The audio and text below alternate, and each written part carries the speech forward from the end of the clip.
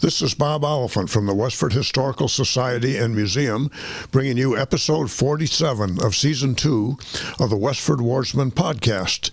The Westford Wardsman newspaper was part of Turner's Public Spirit, a weekly newspaper in Ayer a century ago. In this episode, we'll be reading the Wardsman for the week ending Saturday, November 20th, 1909. I'll elaborate on what was happening in Westford in 1909. This issue begins with the Westford Center section. Reverend Charles P. Marshall will exchange pulpits this coming Sunday with Reverend D.A. Hudson of North Chelmsford. During this past week, Reverends Marshall, Hudson, Boughton, and Henry, pastors of the Congregational Church at Westford, North Chelmsford, Chelmsford Center, and Tingsboro, have been holding a series of meetings together. Their respective parishes are something alike as to numbers, conditions, etc., and these meetings have been a sort of conference of methods and interchange of ideas with a view to the possible strengthening and bettering of conditions. The William E. Frost School reopened Monday after an interim of several days. The diphtheria cases are all doing well, and no new cases have developed. Miss Ruth Fisher is making good recovery at her home and will be able to resume her duties soon. Mrs. Mary E. Fletcher moved into her new home Monday of this week. Mrs. L.W. Wheeler entertained the members of the Thimble Club at her home Tuesday afternoon with the full attendance of the members present. A luncheon was served by the hostess. Mrs. Thomas F. Fisher and Mrs. Willard D. Pratt of Lowell were special guests for the afternoon.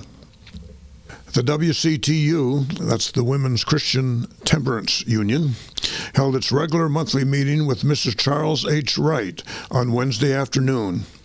Being rainy, the attendance was not quite as large as usual, but there was an interesting meeting and much routine business transacted. It was voted to send a Thanksgiving box to the Flower Mission in Boston. Also, a similar donation to the Willard Settlement. The Boston Flower and Fruit Mission mentioned here was organized in 1869 by Helen W. Tinkham to provide flowers and fruit to the poor and bedridden in hospitals and nursing homes throughout the city of Boston. The Francis E. Willard Settlement was established in 1898 and incorporated in 1903, and after 1908 it was located on Chambers Street, Boston, where there was a settlement clubhouse for social work in the neighborhood, the Phillips Brooks Hall for religious and ethical instruction, and the Francis E. Willard Home, or House rather, a home for young working women.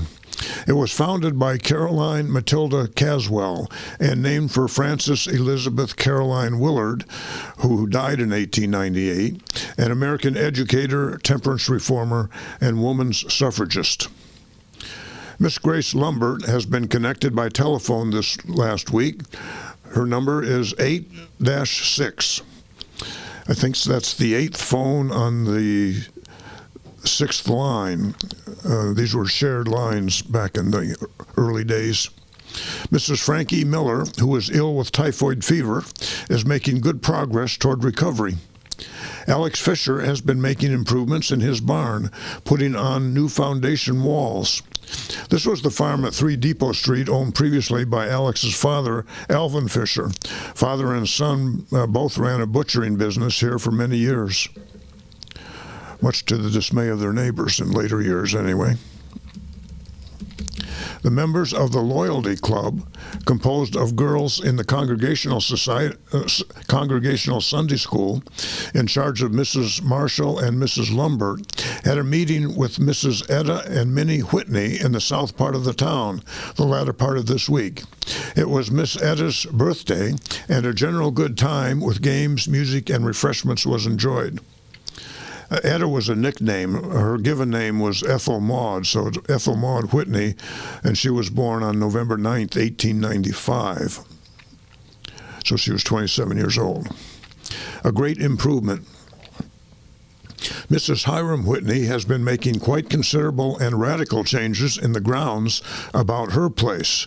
She lived at 4 Leland Road, under the direction of landscape gardener W.H. Tarbell.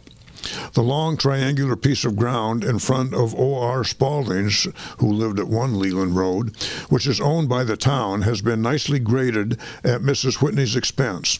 This is a great improvement, and Mrs. Whitney has the well-merited gratitude of all concerned. This piece has its fine setting of elm trees of many years' growth and is also ornamented with the big stone in the shape of an anvil. This was brought from the Patton farm some years ago, and many contended that it was an Indian relic, while many others think it is a piece of nature's handiwork washed smooth by the action of water in some bygone time, this last being the most generally accepted theory. So much for this piece of ground made to harmonize with its surroundings. I believe the triangle of land is still there, but the anvil stone, I believe, has disappeared. The long concrete path in the center, with its shrubbery and flowers on either side, which has been the approach to the Whitney house for pedestrians for so long, has been done away with the result of a wide and spacious lawn. A walk has been made approaching the house at the right, while the driveway approaching the porte cochere from either side remains as it has been, and I believe still is. Shrubbery and ornamental trees have been placed advantageously. At the back of the house, a well-laid-out tennis court is being constructed. These changes are but one more in the steps of individual progress in the line of village improvement, which help to give our village the stamp of progress and prosperity. Mrs. Whitney was the widow of Hiram Whitney, who died in 1908 and left her quite a bit of money and living in what we know as the Leland House. The next section is called Husking. Mr. and Mrs. Arthur T. Blodgett and George E. Gould had a husking at their home in this village last Saturday evening, which was a most successful and jolly affair. There were fully 75 in attendance, a good number coming from Graniteville and Forge Village, and barges were run for the convenience of these. I believe this was at 7 Depot Street. Husking parties was a common way of making the tedious job of husking field corn go both faster and more pleasantly. 75 people would have been a large number for a husking party. A quantity of corn was arranged in the large and well-lighted barn, and the huskers had a busy, merry time for about 2 hours, after which adjournment was made to the house, where a supper was served. There was great abundance and variety, and it was a real culinary triumph for the hostess to serve as many so well and so abundantly. The decorations were chrysanthemums. After supper, dancing was enjoyed to the accompaniment of the Grange Orchestra, of which Mr. Blodgett is the leader. We'll hear more about this party a little later in this issue. The next section is the About Town section. Brookside Precinct seems to be growing, if not in the direct heart of the city. Just at present, it is expanding in its Oak Hill outskirts, where Augustus F. Whidden is building a 2-story boarding house at the corner of Groton and Oak Hill Road. Which is now known as, that intersection is now known as Whidden's Corner. The contract for the cellar has been awarded to former selectman R. Wilson Dix of Chelmsford, and the contract for the building to Thomas B. Johnson of Lowell. It is rumored that more building operations will follow. I believe Samuel Taylor's wife attended the Methodist Church in West Chelmsford, and he often writes about happenings in the village of West Chelmsford in his About Town section of the Wardsman.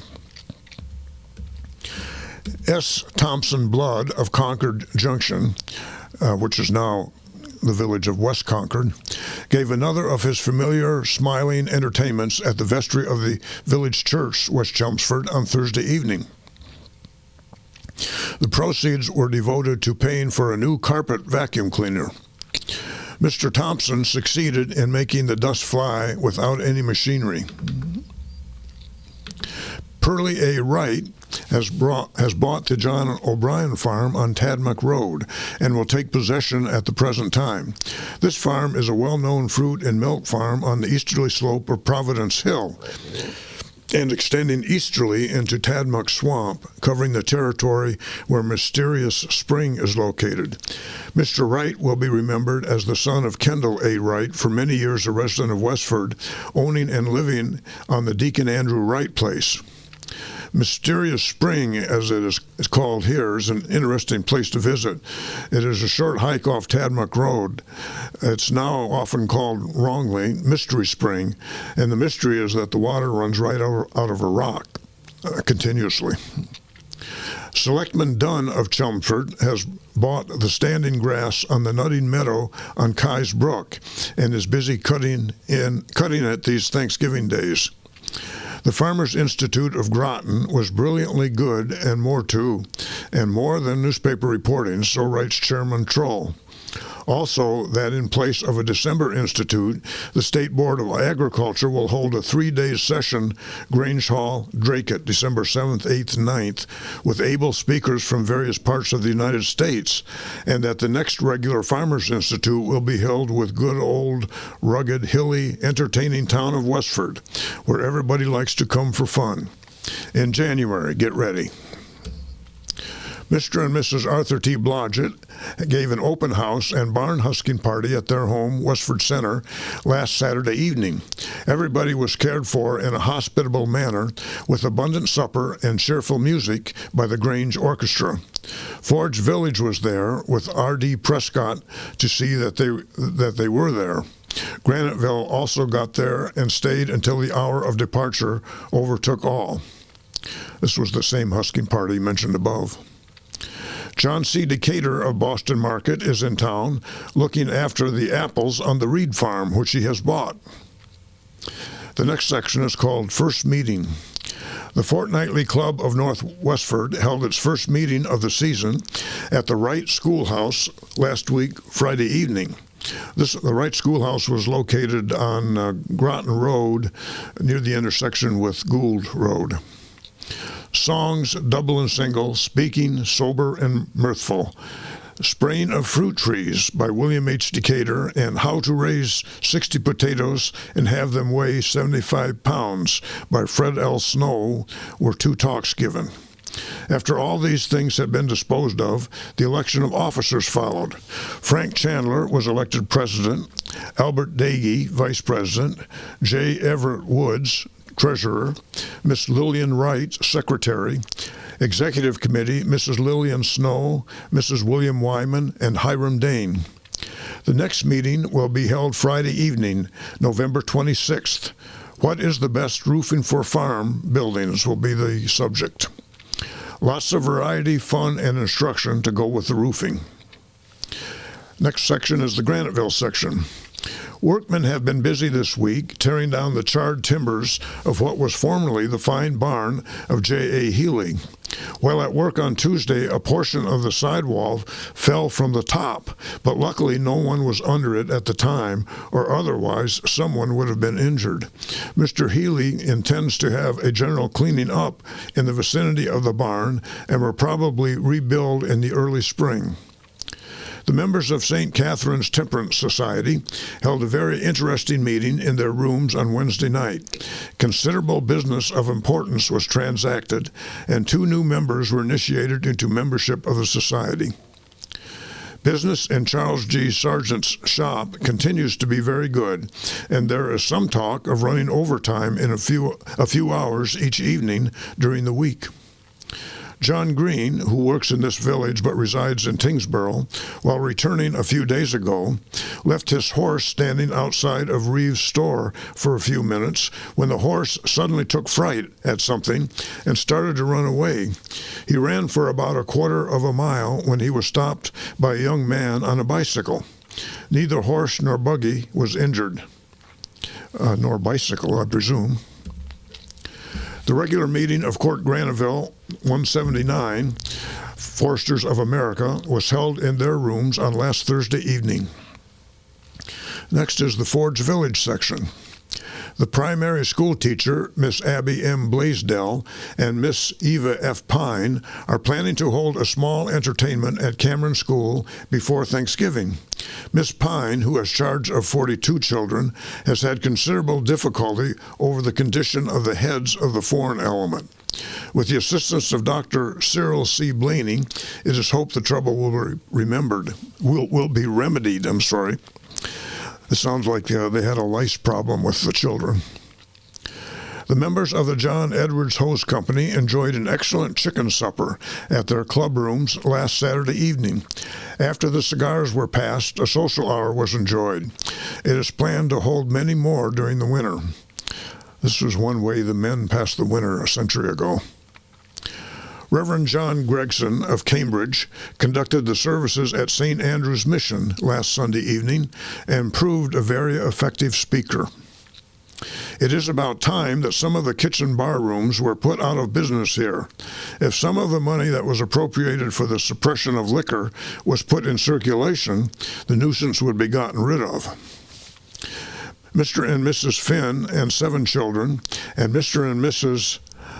It says P.T. McNiff, but I believe it was John Joseph McNiff, and 8 children arrived on the Cymric of the White Star Line from Keighley, England. They will make their home in this village. Miss Ellen Burns and James Burns were at the docks to meet their sister, Mrs. Finn. One of the 8 McNiff children was Thomas John McNiff, who was the father of Westford's beloved Helena Mickey McNiff Crocker, who turned 94 years old on October 20th, 2022, I should say. A large number from here attended the husking bee, which Mr. and Mrs. Arthur Blodgett gave at their home in Westford. All report an excellent time with red ears in abundance. The red ear refers to red Indian corn. Usually a few ears of Indian corn were thrown in with all the other field corn that was to be shucked. By tradition, anyone who found an ear of red corn got a kiss. Maybe that's why there were so many people in attendance. The members of St. Andrew's Choir held their experience party in Recreation Hall Wednesday evening, and a general good time was enjoyed by all. About 30 members earned $1 each, which was turned into the treasury. During the evening, the members gave their experience of earning the money, which was the cause of such merriment. Refreshments of sandwiches, cake, and coffee was served. These experience parties were another common way to raise money for local clubs and organization. Typically, you would do some chore and get paid $1 for it, and the people tried to find something that was humorous to do so they could get a little laugh when they talked about it. The next section is a report of a death. Mrs. Mary Morris McArdle, wife of Robert McArdell